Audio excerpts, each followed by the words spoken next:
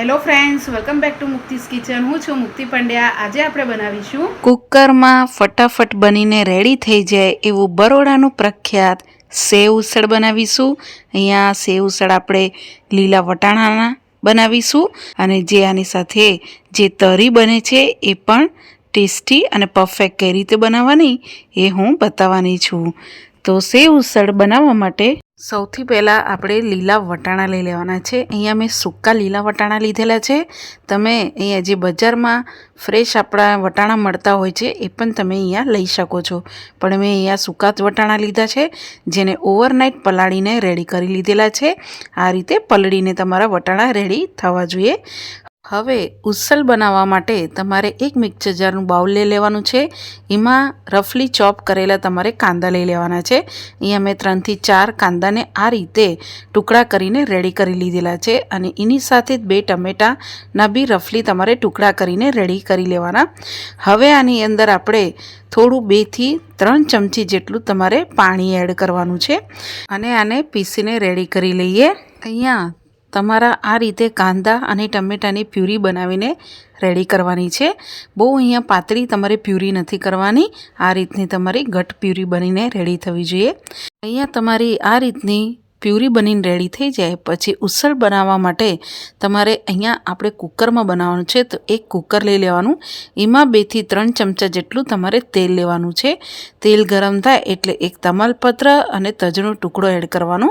પછી 1 થી 2 ચમચી જેવું લસણ અને લીલા મરચાંને આ રીતે અધકચરું વાટીને તમારે એડ કરવાનું છે. તમારે જો પેસ્ટ એડ કરવી હોય તો તમે કરી શકો છો. હવે લસણ અને મરચાંમાંથી બધો તમારે કાચો સ્વાદ કાઢી દેવાનો છે. એટલે 1 મિનિટ જેવું તમારે સ્લો ગેસ ઉપર લસણ અને મરચાંને સાતળવાનું છે. હવે આની અંદર 5 ચમચી જેટલી હિંગ એડ કરીશું અને જે આપણે પ્યુરી બનાવીને રાખી છે એ એડ કરી દઈશું અને એમાંથી આપણે થોડીક આ રીતની પ્યુરી તમારે સાઈડમાં કાઢી દેવાની. એનું પાછળથી આપણે યુઝ કરીશું. હવે આપણે પ્યુરીને બરાબર તેલની સાથે તમારે મિક્સ કરી દેવાનું છે. અહીંયા પ્યુરી તમારે પહેલાં તેલમાં સરસ એવી તમારે ચડાવવાની રહેશે, તો તમને અહીંયા સેવ ઉસળ ખાવાની મજા આવશે. હવે આની અંદર 5 ચમચી જેટલું હળદર પાવડર એડ કરીશું. 1 થી 2 ચમચી જેવું ધાણા જીરું પાવડર, 1 ચમચી જેવું કાશ્મીરી લાલ મરચું પાવડર, અડધી ચમચી જેવું આપણે સેવ ઉસળનો મસાલો એડ કરીશું.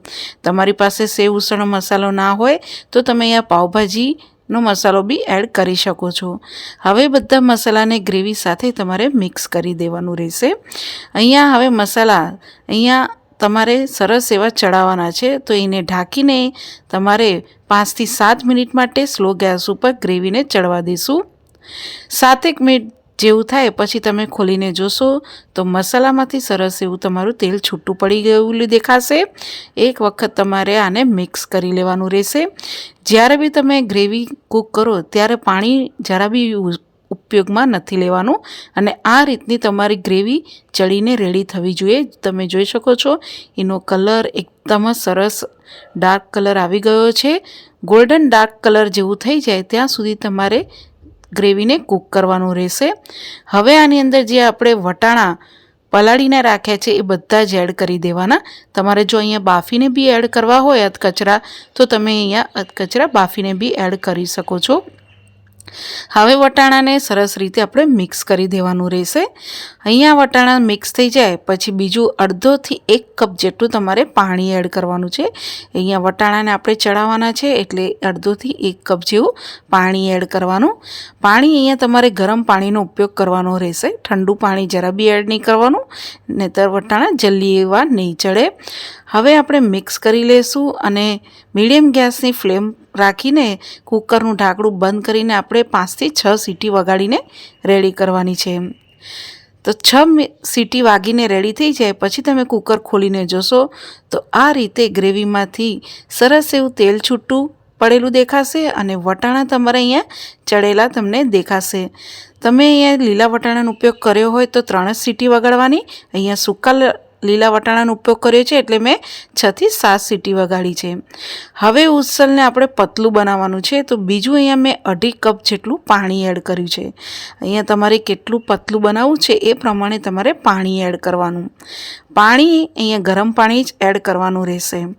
હવે અહીંયા પાણી એડ થઈ જાય એટલે સ્વાદ પ્રમાણે મીઠું અને 1/2 થી 1 ચમચી જેવો ગરમ મસાલો પાવડર એડ કરી દઈશું અને મિક્સ કરીશું.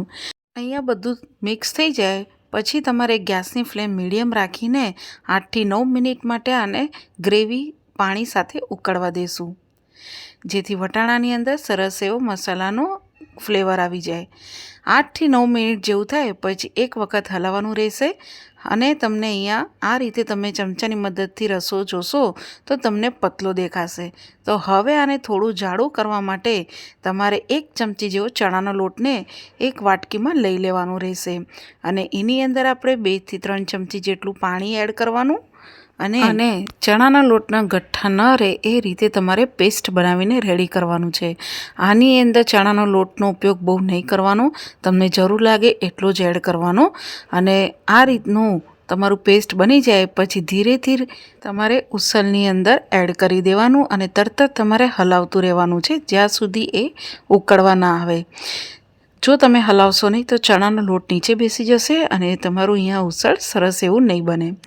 હવે ચણાનો લોટ એડ થઈ જાય પછી તમારે ઢાંકી દેવાનું રહેશે અને બીજી 3 થી 4 મિનિટ માટે આપણે ઉસલને ચડવા દઈશું, જેથી ચણાનો લોટ સરસ એવો ચડી જાય.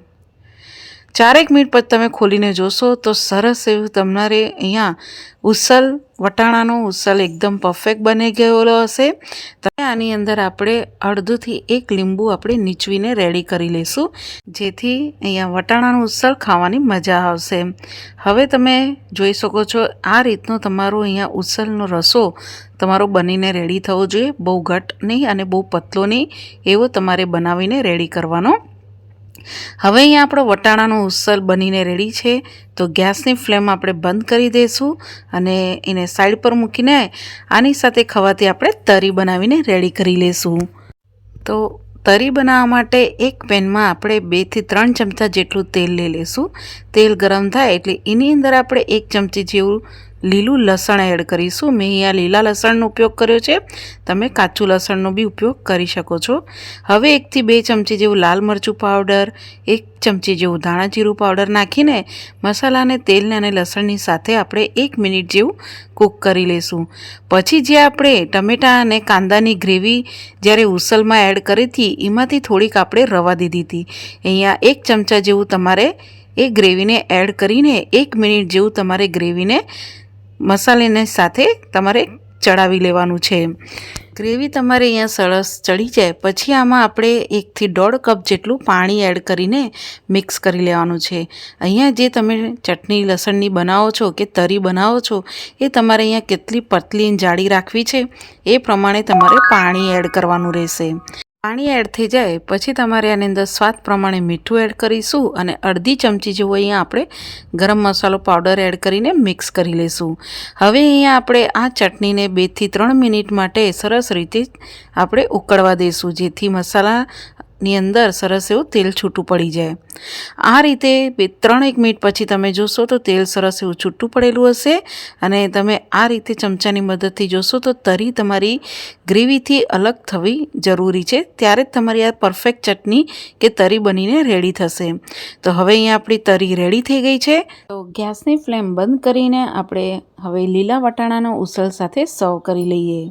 તો અહીંયા તમે જોઈ શકો છો કે લીલા વટાણાનું ઉસલ અહીંયા આપણું રેડી થઈ ગયું છે. એકદમ પરફેક્ટ ગ્રેવી સાથે આપણે રેડી કર્યું છે. આ રીતે એક પ્લેટમાં તમારે વટાણાનું ઉસલ લઈ લેવાનું અને જે આપણે લસણની તરી બનાવીને રાખી છે એ પ્રમાણે તમારે 1 થી 2 ચમચી જેવું એડ કરવાનું, જેટલું તમને તીખું પસંદ હોય. પછી ઉપરથી લીલા કાંદા ઝીણા સમારેલા એડ કરીશું, એના પાન સાથે એડ કરવાના અને થોડી આપણે સેવ એડ કરીશું. અહીંયા સ્પેશિયલ સેવ ઉસળની સેવ હોય છે. જો તમારી પાસે આવી સેવ ઉસળની સેવ ના હોય તો તમે અહીંયા કોઈ બી જાડી સેવ લઈ શકો છો અને ટેસ્ટ પ્રમાણે તમે અહીંયા થોડુંક લીંબુ નીચવીને ગરમ ગરમ સેવ ઉસળ તમે પાઉં સાથે ખાઈ શકો છો. આ રીતે તમે ફટાફટ કુકરમાં લીલા વટાણાનું સેવ ઉસળ બનાવીને રેડી કરી શકો છો. મારે જો ટ્રેડિશનલ રીતે સેવ ઉસળ કેવી રીતે બનાવવું બરોડાનું પ્રખ્યાત એ પણ મેં મારી ચેનલમાં બતાવેલું છે. હું એની લિંક આઈ બટન ઉપર મૂકી દઈશ, તમે ત્યાંથી જોઈ શકો છો. જનરલી સેવ ઉસળ સફેદ વટાણામાંથી બનાવવામાં આવતું હોય છે, પણ અહીંયા આપણે લીલા વટાણાનું બનાવ્યું છે. તમને જો સફેદ વટાણાનું બનાવવું હોય તો તમે બનાવી શકો છો. અને તમને જો મારી રેસીપી ગમે તો મારી ચેનલને સબસ્ક્રાઈબ કરજો, બેલ આઇકન પર ક્લિક કરજો, લાઈક કરજો, શેર કરજો અને તમને મારી રેસીપી કેવી લાગે છે મને કોમેન્ટ્સ બોક્સમાં જણાવજો. Thank you for watching.